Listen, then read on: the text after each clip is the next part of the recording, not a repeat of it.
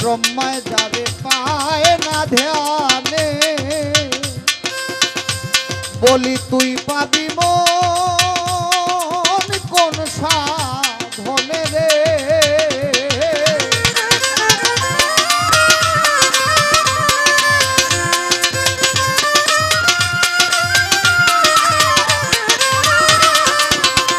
আরে ব্রহ্মায় যারে পায় না ধ্যানে, বলি তুই পাবি মন কোন সাধনে রে। ওরে ভক্ত জনায় পাইতে পারে যার গুরুর প্রতি আছে রে মন।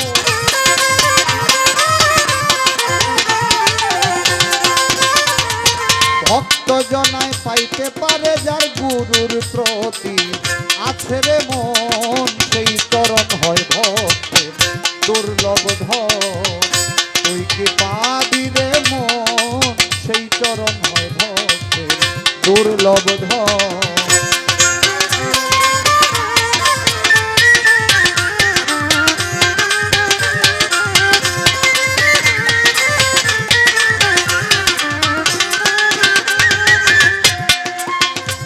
ওরে সেই চরণের অভিলাষী, ওরে শিব হইয়াছে শ্মশান বাসী গো।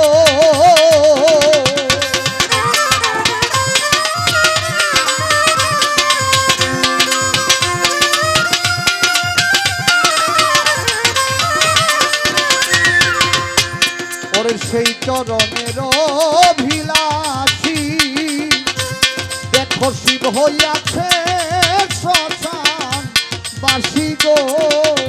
ওরে গয়া কাশী গয়া গঙ্গা তীর্থ কাশী সকলি তোর গুরুর চরণ।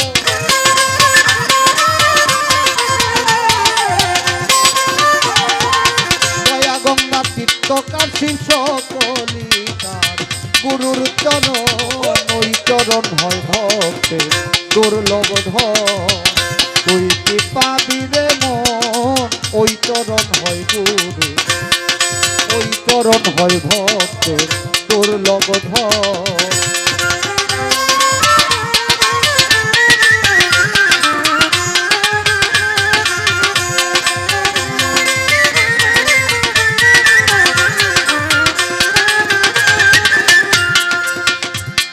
এখানে সাধক বলছে ব্রহ্মায় যারে পায় না ধ্যানে, তুই পাবি মন কোন সাধনে।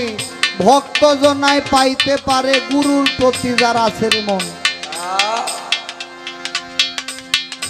আমরা মুসলমানি মতে সৃষ্টির সূচনায় আলোচনা জানি, সনাতন ধর্ম মতেও কিন্তু সৃষ্টির সূচনার একটা আলোচনা রয়ে গেছে, প্রত্যেকটা ধর্ম মতে রয়ে গেছে। যখন ব্রহ্মার সৃজন হইল, ব্রহ্মা সৃজন হয়ে দেখে যে এখানে তো আর কেউ নাই। সে নিজেকে দাবি করতেছে আমি সর্বশ্রেষ্ঠ। তার 5টা মাথা ছিল, 5টা, ঠিক না দাদা? দিদি আছে। একটা অহংকার তার মধ্যে চলে আসছে যে আমি সর্বশ্রেষ্ঠ, আমার ইশারায় সব কিছু চলে। কিন্তু তখন আরেকটা শক্তি প্রকাশ হইল।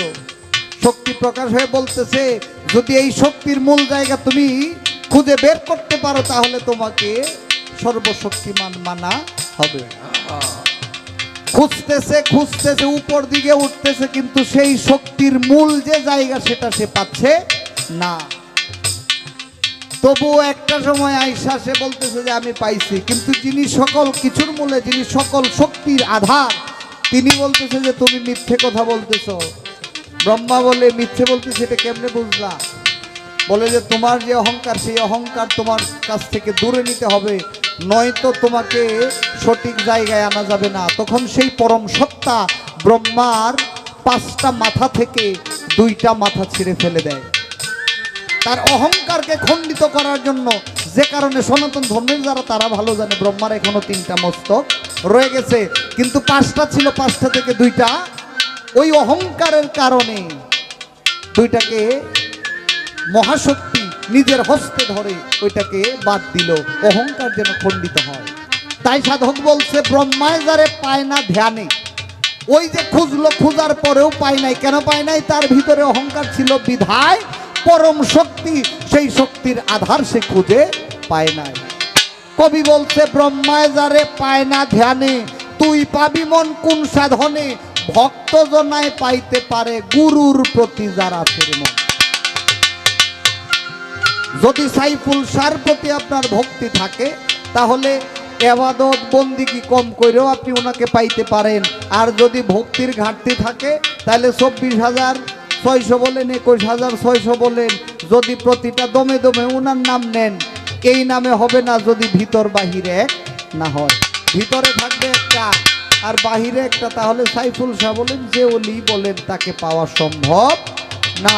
তাই যারা পরিপূর্ণভাবে গুরুতে নিজেকে বিসর্জন দিতে পেরেছে তারাই ওই পরম ধন পেতে পেরেছে এখন পর্যন্ত, আর ভবিষ্যতেও পাবে যারা পরিপূর্ণভাবে নিজেকে বিসর্জন গুরুর পায়ে দিয়েছে।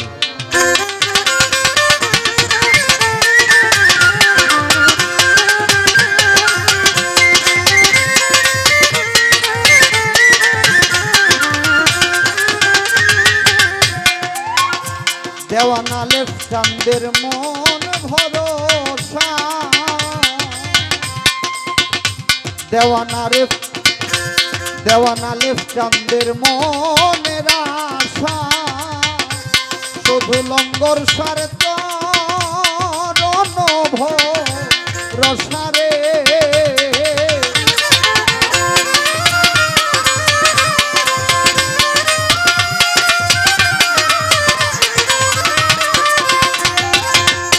দেওয়ানা লেফ চাঁদের মনের আশা, দয়াল লঙ্ঘর সার চরণ ভরসারে। ওরে ঘাটে গেলে যেই দুর্দশা সে তো ভোর কঠিন ভয়।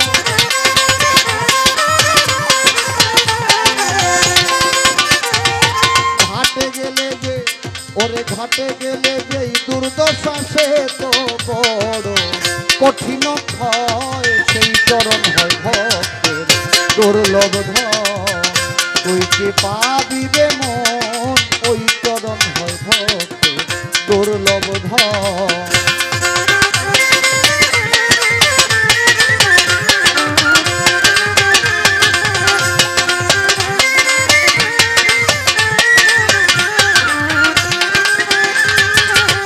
তুই কি পাবি রে মন, সেই চরণ হয় ভক্তের দুর্লভ ধন। তুই কি পাবি রে মন, সেই চরণ হয় ভক্তের দুর্লভ ধন।